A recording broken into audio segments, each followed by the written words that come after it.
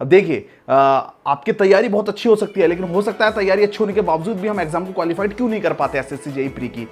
इसके पीछे जो मेनली रोल जो होता है वो रोल होता है हमारे कि हमारी प्लानिंग अच्छी नहीं होती, या फिर हम जब एग्जाम देने जाते हैं तो हमें पता नहीं होता कि हमें किस तरीके से अटेम्प्ट करना है एग्जाम को। तो आज मैं वो जो आपको टेक्निक बताने वाला हूं, ये इतनी इंपॉर्टेंट टेक्निक है कि हर एक बंदा जो एक टॉपर होता है एसएससी जेईई में या कहीं पे भी, तो वो इस टेक्निक को फॉलो करता है।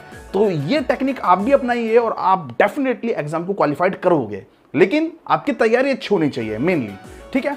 तो सबसे पहले टेक्निक ये होती है कि जब भी हम एसएससी जेईई का एग्जाम देने जाते हैं तो हमारी सबसे बड़ी भूल ये होती है दोस्तों कि हम सबसे पहले रीजनिंग को करना पसंद करते हैं। हमें अच्छा लगता है रीजनिंग करना। आपने देखा भी होगा कि जो इंटरेस्ट होता है टेक्निकल वालों का भी रीजनिंग में ज्यादा होता है। कोई कोई होता है जो टेक्निकल में ज्यादा इंटरेस्ट लेता है, अच्छा लगता है, लेकिन आपको ये नहीं पता कि रीजनिंग जो है, ठीक है कि आप उसके questions above 40 out of 50 solve कर दोगे, लेकिन वो टाइम कितना लेगा। और यही गलती सबसे बड़ी भूल होती है स्टूडेंट्स की, जो तैयारी नहीं करके जाते, मतलब प्लानिंग नहीं करके जाते। तैयारी उनकी अच्छी हो सकती है, प्लानिंग उनकी बेटर नहीं है। तो अब उसके लिए क्या किया जाए, तो दोस्तों आप समझिए इस चीज को, होती क्या है, गलती क्या होती है। मान लीजिए आपका तैयारी अच्छी है, आपके टोटल एसएससी जेईई प्री में 200 क्वेश्चंस होते हैं। 200 क्वेश्चंस में अगर मैं बात करूं तो 100 क्वेश्चंस कैसे होते हैं, आपके टेक्निकल होते हैं और 100 नॉन टेक्निकल। अब 100 नॉन टेक्निकल में 50 आपके किसके हो गए, 50 क्वेश्चंस जीएस के और 50 क्वेश्चंस आपके किसके हो गए, रीजनिंग के। अब दिक्कत ये आती है कि किस तरीके से अटेम्प्ट करें, कहां से शुरुआत करें। तो देखिए यही टेक्निक है जो सबसे इंपॉर्टेंट है, जो आपको समझनी पड़ेगी।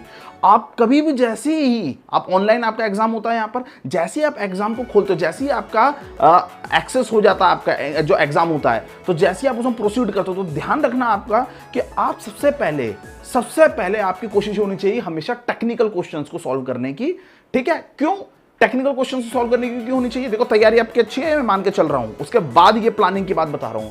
क्यों होनी चाहिए टेक्निकल, क्योंकि टेक्निकल क्वेश्चंस एक ऐसे क्वेश्चंस होते हैं, उसमें जो थ्योरेटिकल क्वेश्चंस होते हैं उनके आंसर आपको डायरेक्ट पता होते हैं। तो आप सिर्फ क्वेश्चन को पढ़ोगे और नीचे ऑप्शन होते हैं, ऑप्शन को आप देखते ही टिक मार दोगे। उसमें आपको कोई कैलकुलेशन करने की जरूरत नहीं है जो थ्योरेटिकल क्वेश्चंस होते हैं। बट न्यूमेरिकल क्वेश्चंस को आप क्या करो, उस टाइम पर अगर ज्यादा टाइम टेकन न्यूमेरिकल आपको लगता है तो उसको छोड़ दो, लेकिन अगर कोई लगता है आपको कि मुश्किल से वो 45 से 1 मिनट में सॉल्व हो जाएगा, 45 सेकंड से 1 मिनट में सॉल्व हो जाएगा, तो आप उसको कर सकते हो, अटेम्प्ट कर सकते हो। लेकिन मैं यही आपको एडवाइस दूंगा कि शुरू में आप न्यूमेरिकल्स को क्या करो, छोड़ते जाओ, स्किप करते जाओ। अब मान लीजिए न्यूमेरिकल्स आपके टोटल 25 हो सकता है 30 न्यूमेरिकल्स हो एसएससी जेईई में, जो भी आपका मेंस है, मतलब जो प्री है, प्री में जो आप इसके लिए टेक्निकल के लिए जो दे रहे हो आप, तो टेक्निकल में हो सकता है 30 क्वेश्चन जो हैं आपके कैसे हो, वो न्यूमेरिकल हो, तो लेकिन 70 क्वेश्चंस तो थ्योरेटिकल है ना, जिसे देखते आप क्या कर दोगे, टिक मार दोगे। अब होगा क्या कि जब आप इनको टिक मारते जाओगे तो आपका टाइम बहुत कम लगेगा, 20 सेकंड 15 सेकंड में आप देखते टिक मारते जाओगे। आप बस उसको रीड आउट करोगे और टिक और फिर टिक। इससे होगा क्या, देखिए जैसे ही आप मान लीजिए 70 क्वेश्चन में से आपको 50 अबव क्वेश्चंस पता थे, तो जब आप देखोगे तो आपको पता चलेगा 50 क्वेश्चंस करने में आपको सिर्फ कितने मिनट लगे, एटलीस्ट मतलब मैं मान सकता हूं 25 मिनट, मैक्सिमम 25 मिनट आपको लगेंगे 50 क्वेश्चंस अटेम्प्ट करने में, अगर आपने थ्योरेटिकल अटेम्प्ट किया है। और किसको छोड़ दिया, न्यूमेरिकल्स को छोड़ दिया। लेकिन छोड़ने का मतलब ये नहीं वो करने नहीं है, करने उनको। तो ये अब देखिए, अब जब आपको लगेगा तो आपका माइंड उस तरीके से वर्किंग करना शुरू कर देगा। हमारे माइंड की ये एक तरीके से हमारी माइंड की कमांड होती है कि जैसे जैसे मान लीजिए अगर हमें टाइम ज्यादा लग गया सॉल्व करने में, तो हमारा माइंड उसको कमांड देता है कि भाई अब तू कुछ नहीं कर पाएगा। मान लीजिए आपने रीजनिंग स्टार्ट किया, तो रीजनिंग में आप क्वेश्चन तो कर लोगे 45, लेकिन आपको पता है रीजनिंग में आंसर हमें पता नहीं होते, उसको हमें सॉल्व करना होता है आंसर को। अब उसमें क्या होता है, 45 तो कर लेते हो, लेकिन पता चलता है 1 घंटा लग गया, 1 घंटे से ज्यादा लग जाता है। तो जैसे ही 1 घंटा देखते हो, 1 घंटे से ज्यादा, तो आपका तो वहीं पे कॉन्फिडेंस सारा का सारा धरा का धरा रह जाता है। अब आपको आगे वाले क्वेश्चन आते भी होंगे तो भी आप नहीं कर पाओगे। क्या लगेगा आपको, अरे 1 घंटा हो गया, 1 घंटे में सिर्फ 45 क्वेश्चन हो पाए, अभी तो मुझे 150 क्वेश्चन देखने हैं, 150 क्वेश्चन, उसको लगेगा 150 क्वेश्चन देखने हैं, और वो भी टाइम कितना बचा है, 1 आवर बचा, उससे भी कम टाइम।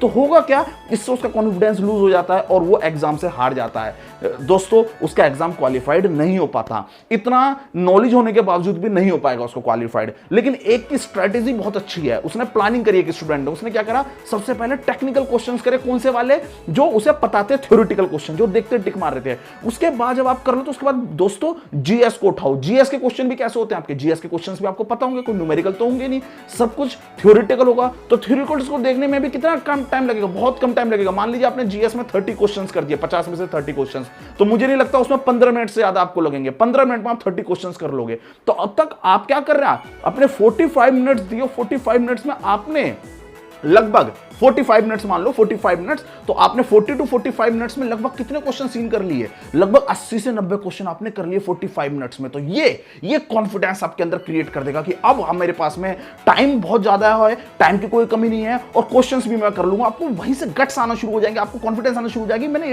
90 क्वेश्चंस कर लिए हैं और मेरे पास अभी भी लगभग 45 मिनट से 1 घंटा बाकी है, सवा घंटा बाकी है। तो यही चीज जो चीज है, ये स्ट्रेटेजी क्रिएट करनी पड़ेगी आपको। ये सबसे ज्यादा गलती करते हैं जो स्टूडेंट्स, नए स्टूडेंट्स होते हैं, गलती करते हैं। वो हमेशा रीजनिंग से स्टार्ट करते हैं और वहीं के वहीं उनका कॉन्फिडेंस बिल्कुल खत्म हो जाता है और वो एसएससी जेईई प्री को क्वालिफाइड नहीं कर पाते।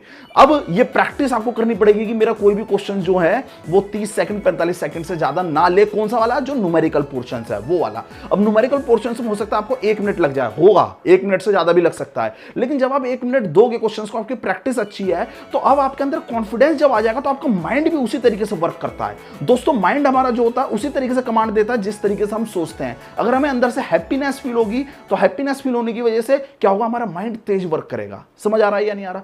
तो तेज जब वर्क करेगा तो आप जल्दी से उसको पकड़ लोगे चीजों को और जल्दी जल्दी करना शुरू कर दोगे क्वेश्चंस को। तो आखिरी में आते आते आप देखोगे कि मैंने पूरे के पूरे 200 क्वेश्चन सीन कर लिए। 200 क्वेश्चन सीन करने का मतलब क्या है कि जो जो क्वेश्चन आपको आते थे वो आप कर चुके हो। लेकिन अगर आप पहले रीजनिंग करते तो हो सकता था आप 200 क्वेश्चन भी सीन ना कर पाते और उसमें दिक्कत ये होती कि हो सकता है आगे टेक्निकल के क्वेश्चन आपको थ्योरेटिकल बहुत ईजी थे, वो आपको आते थे, लेकिन आपने जब उसको सीन ही नहीं किया तो आप कैसे कर पाओगे?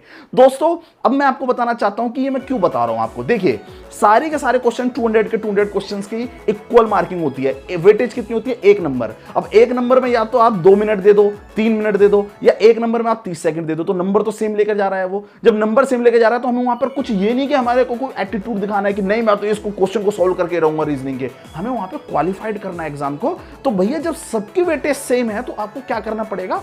क्वेश्चंस जो होंगे वही क्वेश्चंस पहले अटेम्प्ट करो जिसमें टाइमिंग कम लगेगी। अब मैंने आपको बता दिया टेक्निकल और जीएस को पहले करो और आखिरी में, सबसे आखिरी में क्या करो? रीजनिंग। ठीक है। अब टेक्निकल में भी ध्यान रखना, थ्योरेटिकल पहले करो और न्यूमेरिकल्स को बाद के लिए छोड़ दो। बाद में आपका माइंड इस तरीके से वर्क करने लगेगा कि आप न्यूमेरिकल जब करोगे तो वो ठीक भी होंगे और आपको खुशी भी महसूस होगी और आप देखोगे कि मैंने पूरे के पूरे 200 क्वेश्चन सीन कर लिए और उसमें से जो भी आपको आते थे 170 180 वो आपने कर दिए क्वेश्चंस और इस तरीके से आप एसएससी जेईई प्री को क्वालिफाइड कर जाओगे। आपको कोई दिक्कत नहीं होगी दोस्तों। तो ये जो मैंने आपको टेक्निक बताई है इसको ध्यान रखना और हमेशा माइंड में रखना, आप बिल्कुल भी मात नहीं खाओगे। ठीक है, तो इसके लिए इतना ही काफी है। Thank you so much.